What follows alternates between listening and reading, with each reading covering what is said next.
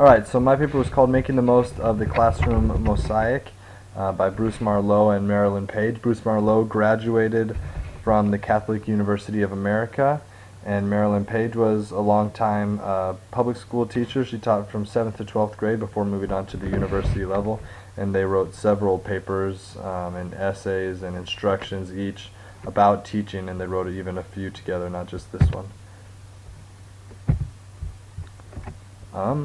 Alright, one of the first points was that schools are changing, that 23% of children were in poverty by 1993, as opposed to in the 1980s was at 11%, so at an alarming rate it had changed.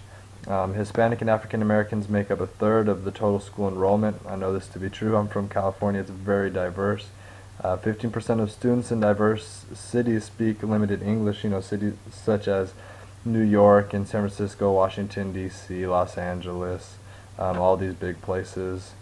And nearly 350 languages are spoken besides English in the United States. All these things just kind of show that teachers, really have to find a way to be able to touch every student nowadays and not just one little small group.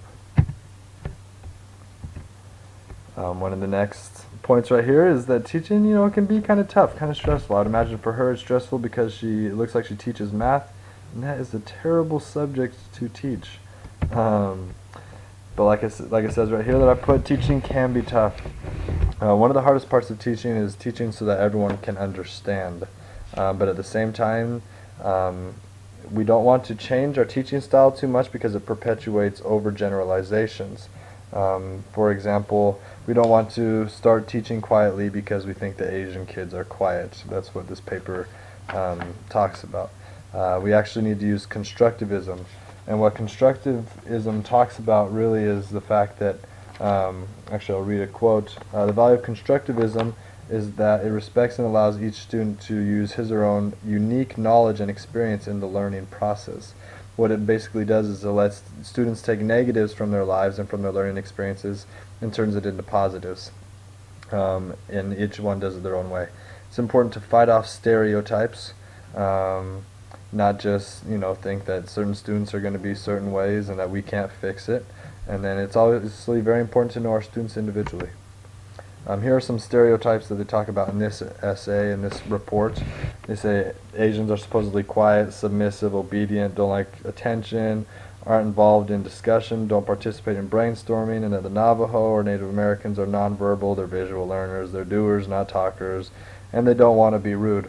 But it was actually very important and interesting to read that Asian students outperform all other groups, including whites, on just about everything in school. One of the main points they also made is that Asians frequently turn to each other for academic assistance and consultation, which really shows they do like to brainstorm. They do like to be in discussion. They're not just quiet. It just shows, that a lot of the times our stereotypes are wrong. The Navajo also, they say, our Native American children may in no way be characterized as nonverbal, though there are some settings in which they may appear so. Unfortunately, these settings are all too often in the classroom. So it's important to not be stereotypical of our students. And then it talks about also with students with disabilities, that they deserve free public education. It talks about IDEA, Individuals with Disabilities Education Act, education with non-disabled peers. They must be in the same classes with them and learn with the peers that do not have these disabilities. They talk about emotional and behavioral disorders that have risen. And there's also a high dropout and low graduation rate of students with disabilities, and a lot of it is due to the fact that they're not being taught correctly.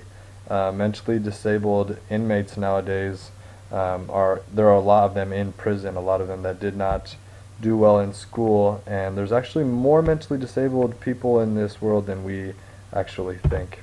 And the last thing that I really liked that they talked about was what about fairness? Many teachers believe that it is unfair to accommodate special needs students because they are then not giving enough attention to the rest of the class. I just love the example that it gives on that, though. It says, well, if one person needs CPR, of course they're going to give it to CPR. The rest of the class doesn't need it. So basically it's just, giving what's needed to those special needs students.